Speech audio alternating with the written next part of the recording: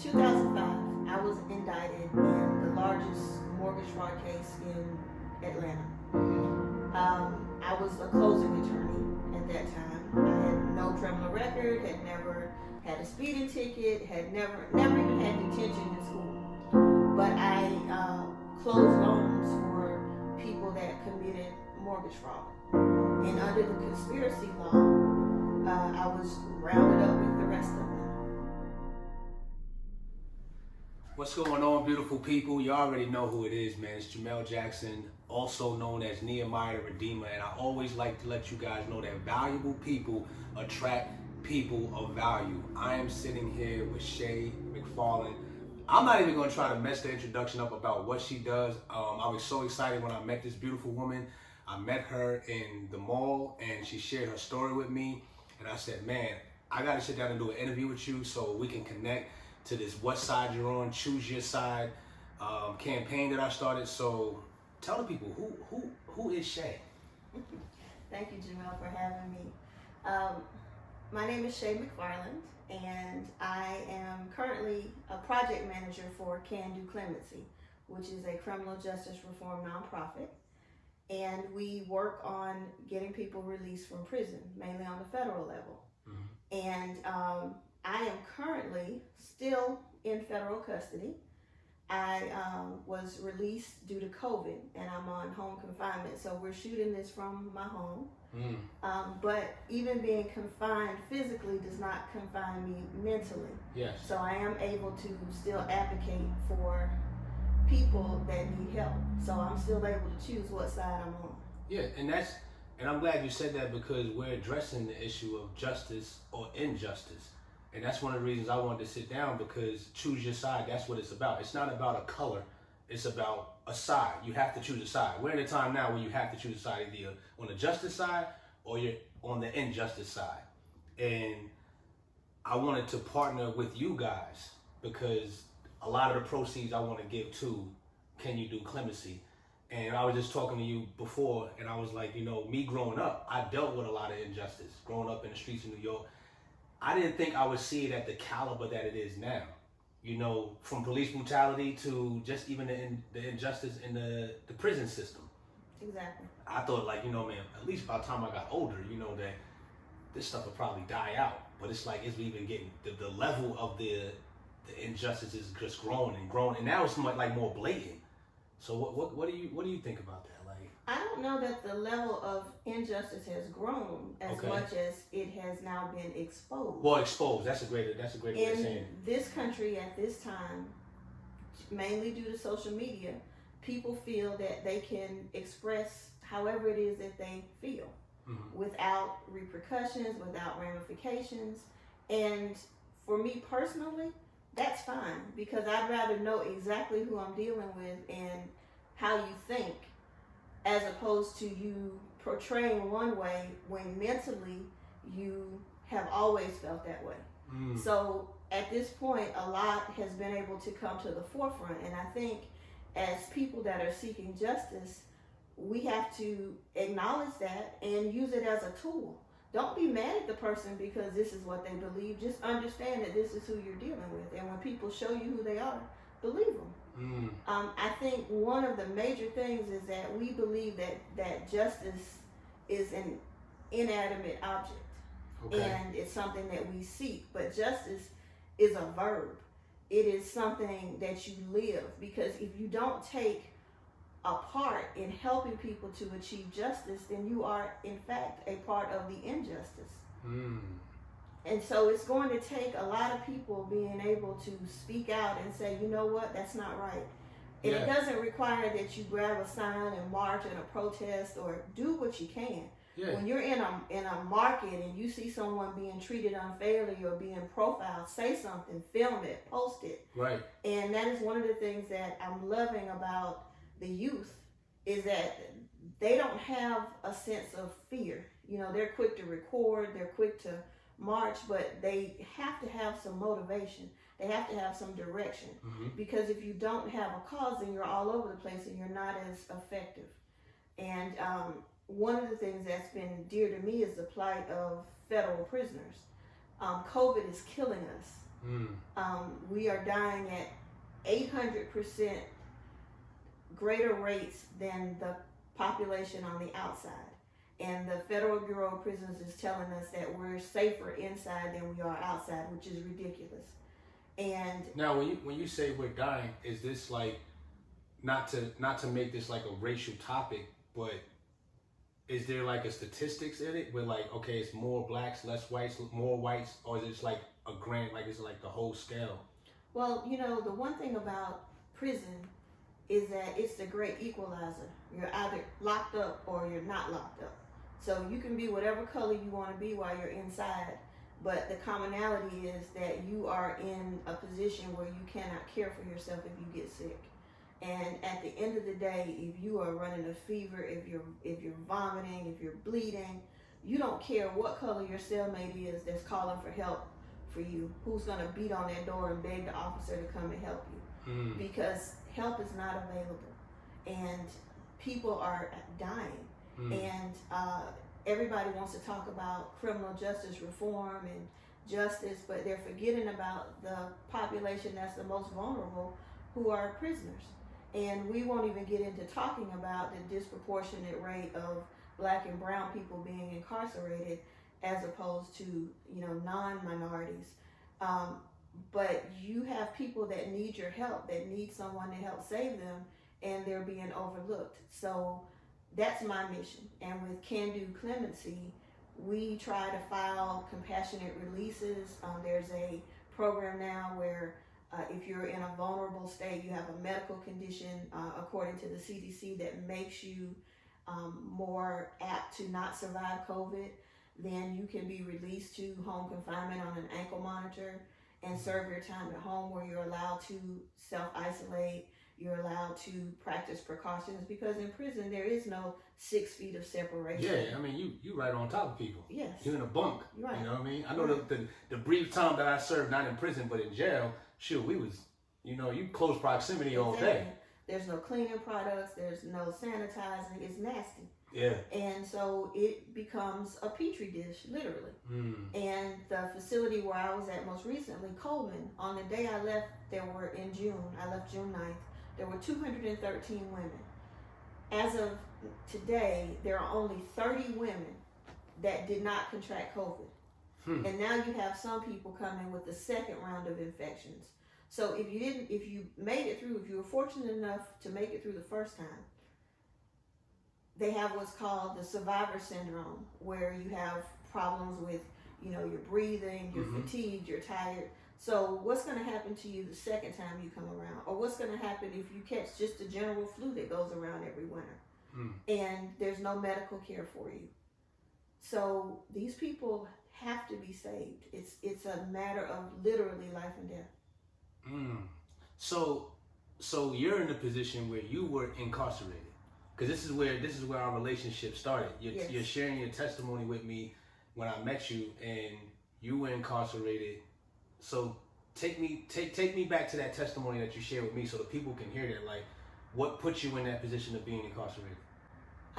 In 2005, I was indicted in the largest mortgage fraud case in Atlanta. I was a closing attorney at that time. I had no criminal record, had never had a speeding ticket, had never even had detention in school. But I closed loans for people that committed mortgage fraud. And under the conspiracy law, I was rounded up with the rest of them. However, I chose to go to trial because I did not conspire to commit or to defraud lenders or any of those things that I was accused of. And the government, when they came to me with a plea, said, well, we're willing to offer you 20 years. 20 years? 20 years. And to me, that was no offer. You know, at that point, I'm like, okay, you're giving me no choice. We're going to have to go fight it out. Well, now, you know, like from me being involved with some trials myself, you fight the trial out, you get into 20 years, you might get more than 20 years. Right. But I understand your position. I would have been like, look, 20 years, I'm taking this to trial. I'm already getting 20. Right. It was a non-option. Okay. Okay, non-option. A non-option. And but the thing about it is, when you plead, You have you give away your appeal rights. Yeah. If laws come along that change after subsequently because you pledged, you're probably not going to be eligible for that. Get it. So even if I was convicted at trial, and I was, I still retained all of my appeal rights. So I just said, I'm a fighter. I didn't do what's in this indictment.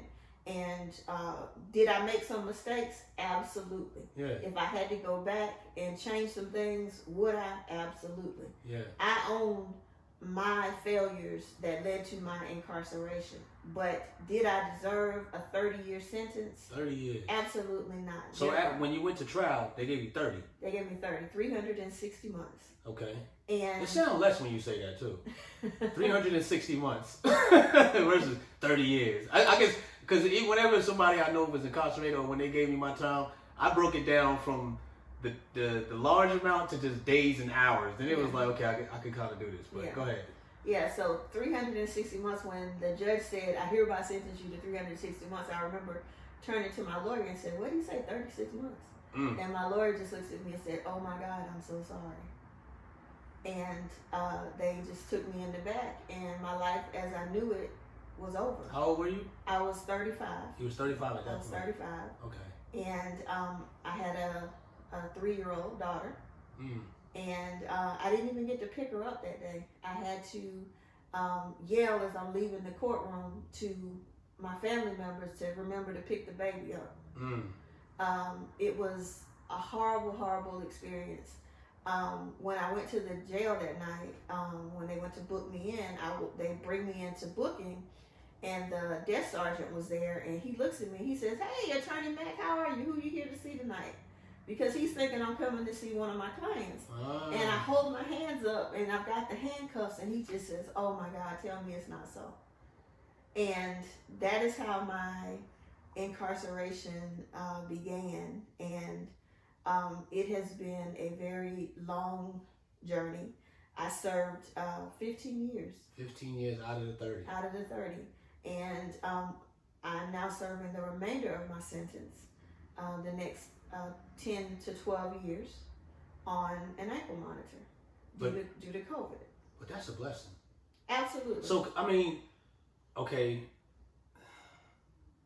let me just say, that's a blessing. I mean, I'm not saying COVID is a blessing, but it's almost like a blessing in disguise that this virus or this pandemic takes place and it plays in your favor. It put me in a different place. But see, the thing about life is that things will happen to you, but how you react to them makes all the difference. So even when they took me into the jail that night, which was probably one of the lowest times of my life, I just had to have a long talk with the Creator and say, "Hey, God, what is it that you're trying to show me? What am I supposed to get through this? Help me, guide me, show me." And my prayer was answered.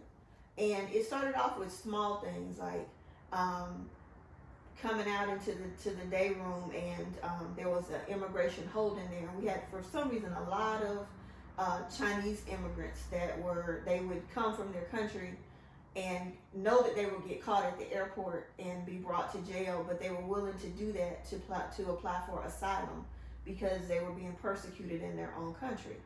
So I'm locked up with somebody who's willing to come to jail to save their lives. And they don't speak any English. So I just said, well, you know what? My Chinese is as good as your English. Let's work it out. So I would get little magazines and I would show pictures, tree, cat, dog, and then, I would teach them English. And before I know it, it started off with just one girl. And then the next thing you know, I got 6 girls. And if I didn't come that day, they would come knock on my door and say, teacher, class. And I started tutoring them in English. Wow. And then because I was an attorney, I was constantly able to assist people that would get legal paperwork and not know what it was. And be able to say, no, this is what this means. Is this what you want to do? Because a lot of times the lawyers would come in and just tell people, oh, well, this is your plea. You have to sign this. No, you don't have to.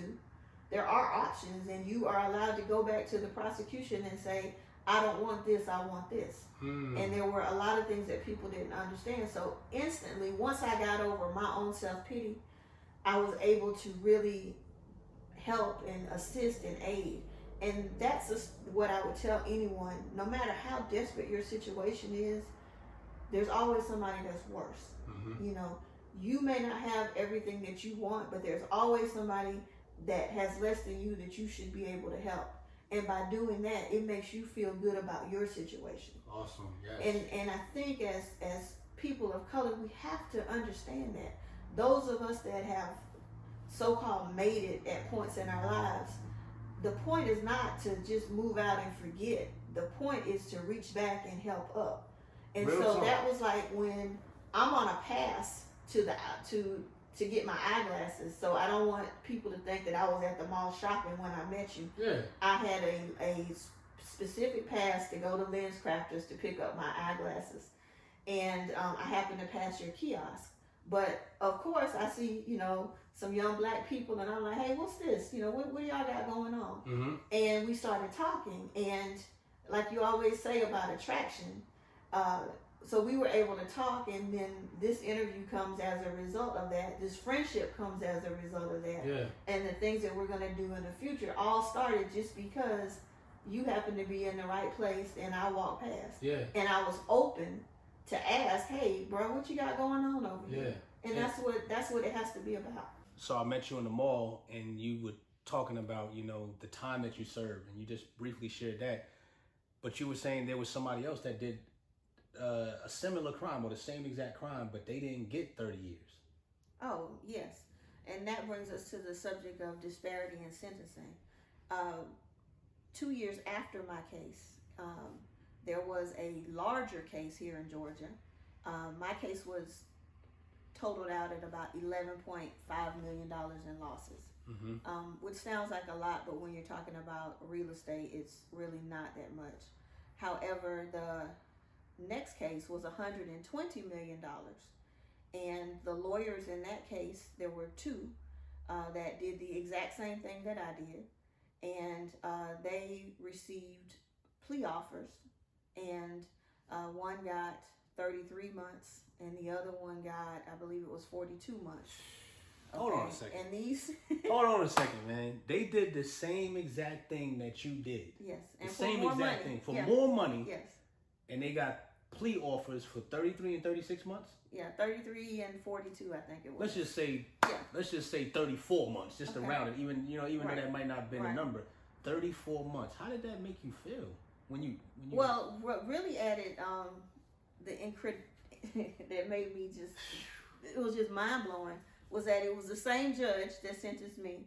Wow. And the same prosecutor. Wow. And this was the same judge that said he was sentencing me so harshly as a warning and a deterrent to other attorneys who decided to feed at the trough of greed. Oh, man. This is what the man said. Feed at the trough of greed. And which let me know in no uncertain terms that he thought of me as an animal, because animals feed at troughs, not people.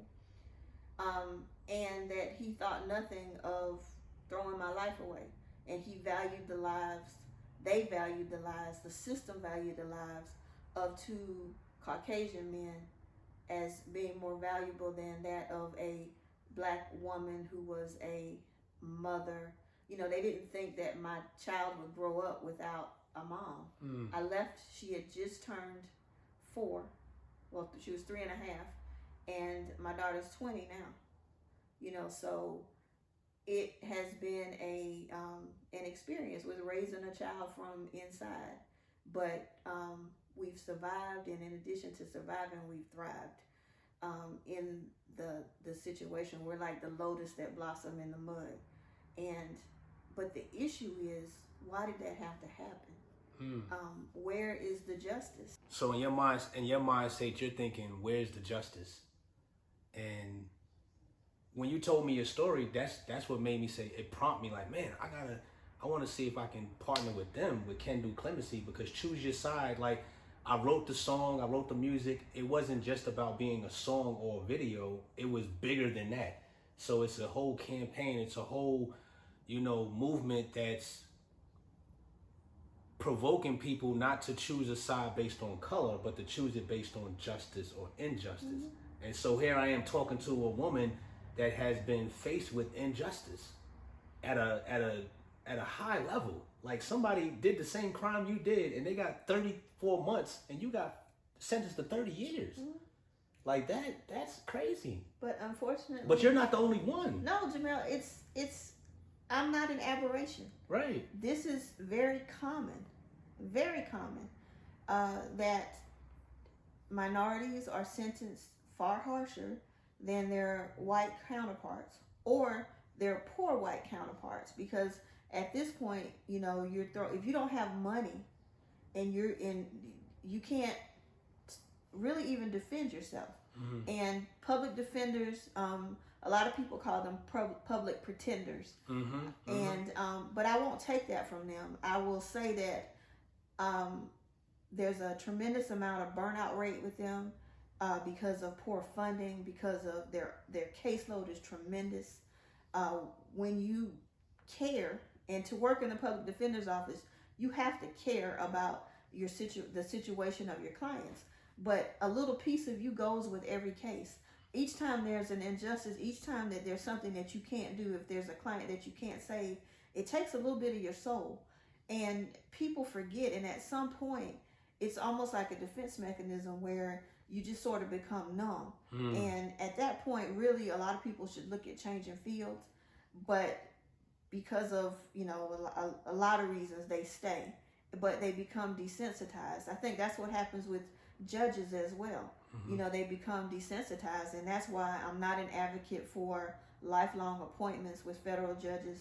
I just feel like it gives you the power to feel that you're a god and you can play God with people's lives. Mm. And I have an issue with that. I also believe that prosecutors should be prosecuted if they are suborning perjury, if they're putting people up knowing that the testimony is not true. Mm. The federal conspiracy law allows for your co-conspirators to testify with, they can get up and just say it would be hearsay any other time. But because they are a part of it, then they can get up and say, oh yeah, we did this together, and she said this and she did that. And there's no substantial evidence. No. And people are getting life sentences off of hearsay. Correct. Wow. And it's the first one to cut a deal. It has nothing to do with the level of culpability. It's he who helps the government first gets the best deal. So a lot of times, like I have one case that I'm working on now. Her name is Kimberly Robinson. Kimberly was a courier. She drove drugs in a handheld igloo cooler from Atlanta to Chattanooga, Tennessee. She never opened the cooler. She never actually saw the drugs. She would just take it and drop it off at this guy's mom's house. Well, the feds started watching them. They would see her make the deliveries. And when they all were arrested, the guy who was the main drug dealer, he gets 15 years. His mother, who was his co-conspirator, received, I believe, 6 years. Kimberly gets 27 years. Mm. How is that fair? Mm. So we're now currently working on Kimberly's clemency. And fortunately, Candu has a relationship now with Emory University and their Emory Justice organization. Okay. And we have 17 interns. Nice. That are the most energetic and wonderful students that you could ever imagine that are getting in. And these aren't law students. These are undergrad students. A lot of them are freshmen, but mm-hmm. they care. Yeah. And they want to get involved, and they are really going to make a difference in people's lives. And that is just so amazing that I can be a part of that, of planting a little seed that's going to grow. With my own daughter, she's a student at Florida A&M University, and she is very much an activist. She is, what's her passion is about the children of the incarcerated and how it impacts them when their parents are locked up. Oh yeah. You know, yeah. And that's her focus because she lived it. Yeah. And people don't understand your entire family serves your sentence with you. Mm-hmm. Mm-hmm. You know, and they go through the degradation of having to be pat searched and talked to in a degrading manner when they just try to come visit you or see things that happen to you. Mm-hmm. And it's heartbreaking, and America must do something about their criminal justice system. We have the most people locked up in the world, but we're supposedly the most progressive nation. The two are non-congruent. They're not. And it makes no sense. And then you've got people, like I said, going back to this whole COVID thing. I'm asking everybody's talking about how the NFL players are now being affected by COVID, and how the NBA players had to go live in a bubble. Well, I need for some of those players to step up and help us with saving the people that are in the jail, because everybody has a cousin, a god brother, a god sister, or somebody that's incarcerated. Help us get those people home that can. And we're not talking about letting out axe murderers and right. Yeah, we're talking about low-level, non-violent offenders that probably shouldn't have served that somebody much that time may to start somebody with. may have. And I'm just saying this, like somebody that may have, maybe they got caught with 6 grams of cocaine, right, and they're serving 15 years. Right. Come on, man. Or Can that person? And I'm just using that one person as an example. You right. know. Or older people that have served 25 years, 27 years on a 45-year sentence, and now they're 65, 70 years old. Yeah. Let those people come home. Let them come home. Due to the things that are taking place. Man, I salute you, man. And that's the whole thing behind choose your side and what side are you on. It's not. It's about how can I help? You know what I mean? Everybody plays different roles. I do music. I'm an artist. I'm the voice of the voiceless, and this is a way of me taking my gift on my platform and saying, yo, go check out Candoclemency. Yeah. Go check them out. And even when you said the NBA players and NFL players, or anybody that's in the entertainment realm that's watching this right now, that in the entertainment realm that I know of, look into Candoclemency. If you don't know how to get there, go to chooseyourside.co or go to Candoclemency.com. What are some other things you got going on outside of this? Well, I also am going to be speaking on December the 5th at a women's conference. Okay. It's called Fall to Fabulous. Fall to Fabulous. Yes, and one of my mentors, Cecily Wilson, who is an amazing woman, she has a book out called The P Word, and she invited me to speak. And it is a conference that is going to be very powerful to help women understand that just because you fall or you're in the fall season of your life, sometimes the leaves have to come off in order for new growth to happen, but that you will recover. Mm-hmm. And you just have to move forward, and that is done through nurturing, through mentoring, through support, through sisterhood. That conference is going to be December the 5th, so I'll definitely give you the link. Oh, yeah. And we ask everyone, it'll be a virtual conference, so everyone can attend, but I'll be the keynote speaker. Okay. Then I'm really excited about that. I'm very excited with Can Do, because as we are pushing for clemency, President Trump has not done very many clemencies. We do have some interaction with the White House, and we are prayerfully hoping that he is going to move forward with granting clemencies, mm-hmm. so that people can come home. And a lot of people give President Trump, they vilify him, and I won't say that in some ways it may or may not be justified, but one thing I can say is that he has done a tremendous amount to reform criminal justice for those inside, and people don't give him credit for that. The First Step Act passed. That's legislation that allows for greater use of compassionate release. It allows for additional programming courses to come into the prisons. It was really beneficial, and it was a wonderful thing. And then that's what allowed, with clemency, Alice Johnson got out, and then she just received her full pardon for him, and her story is just so encouraging, because if it can happen for Alice, it can happen for anyone. And you just have to keep believing.